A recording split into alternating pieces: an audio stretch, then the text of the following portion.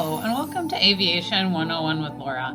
I have been hearing some awesome advice from some various aviation medical examiners, and some of it is updates, so I want to provide that to you because it can be helpful to you in getting your FAA medical and starting or continuing your pilot journey. First, I got to give a super thanks to user Hatchet182. Awesome, thank you so much for super thanks. Please support this channel if you want through super thanks.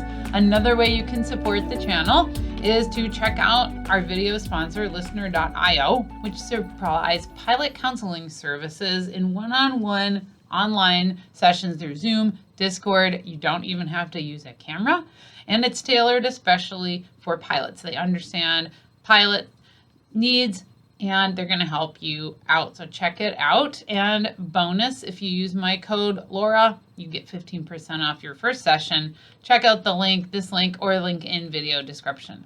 So when you go to your medical appointment, I've already mentioned in a previous video, check that out. Please bring your confirmation from MedExpress. That's the online system you're going to use to fill out your pilot medical application.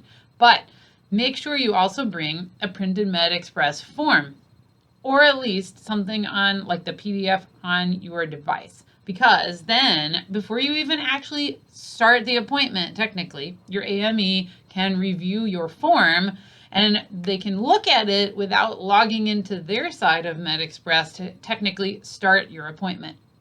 And they may be able to ask some questions, help you clarify that form answers that you've given. Also, another reason is this is going to work even if MedExpress is down, and it is a computer system and it sometimes goes down, has updates done to it. So if you want to avoid issues, highly recommend bringing a printed MedExpress form or a PDF on your device. Now, I have some updates about military disability. So if you were discharged from the military and you are receiving benefits through the VA, when you fill out your form on MedExpress, you're going to want to check the appropriate and most relevant boxes. I'm not going to tell you how to fill out the form. However, be sure if you were discharged from the military and now you're getting military disability through the VA, check the most appropriate box or boxes noted as 18R, 18X, 18Y, and you can look at those as you fill out MedExpress. And make sure when you're doing that you also put detailed notes in the explanation section of your form, because your AME is going to need to know what was the discharge having to do with. Secondly, you're going to have to bring to your appointment some key information. Your AME is going to want to be able to see that VA documentation that shows why you are getting military disability benefits. Now, perhaps it was because you blew out your knee like 20 years ago and you got knee surgery, your knee works awesome, but the disability occurred and the VA is paying you disability benefits from the military. Your AME may be able to use that information you brought in and say, you know what, that's unrelated to flight, your knee is fine. The AME, it's up to their prerogative. They may be able to issue your medical, but they can't do that if you don't bring your VA benefits. So make sure you bring documentation actually showing that. And I'm going to get to that here also in a second, because the AME may issue your medical, but then the FAA may want you to follow up and provide some information. So hold that thought. We'll get back to that in a second. Another point my anonymous AME friend wanted me to bring up is emergency room visits. So let's say you went to the emergency room, you got diagnosed with some sort of heart thing was going on, and they said, oh, you have atrial fibrillation. Even if the ER says you're cleared to go back to normal activities, you can expect the AME to defer you for additional information to be provided to the FAA. It really depends on what kind of diagnosis or what actually was documented during that ER visit. So I highly recommend bringing documentation with you and expect to be following the special issuance process.